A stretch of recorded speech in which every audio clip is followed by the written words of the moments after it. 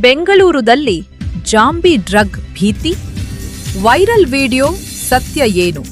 ಬೆಂಗಳೂರು ನಗರದಲ್ಲಿ ಇತ್ತೀಚೆಗೆ ವೈರಲ್ ಆಗಿರುವ ಒಂದು ವಿಡಿಯೋ ಜನರಲ್ಲಿ ಆತಂಕ ಮೂಡಿಸಿದೆ.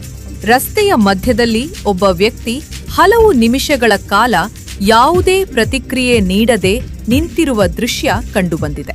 ಈ ವಿಡಿಯೋ ಸಾಮಾಜಿಕ ಜಾಲತಾಣಗಳಲ್ಲಿ ಹರಿದಾಡುತ್ತಿದ್ದು, ಕೆಲವರು ಇದನ್ನು ಜಾಂಬಿ ಡ್ರಗ್ ಪರಿಣಾಮ ಎಂದು ಹೇಳುತ್ತಿದ್ದಾರೆ.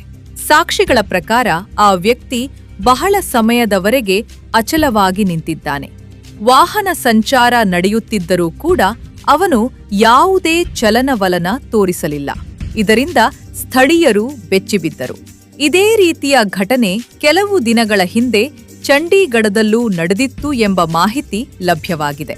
ಈ ಘಟನೆಗಳ ಹಿನ್ನೆಲೆಯಲ್ಲಿ ಜಾಂಬಿ ಡ್ರಗ್ ಭಾರತದಲ್ಲಿಗೂ ಬಂದಿದೆ ಎಂಬ ಮಾತುಗಳು ಸಾಮಾಜಿಕ ಜಾಲತಾಣಗಳಲ್ಲಿ ಹರಿದಾಡುತ್ತಿವೆ.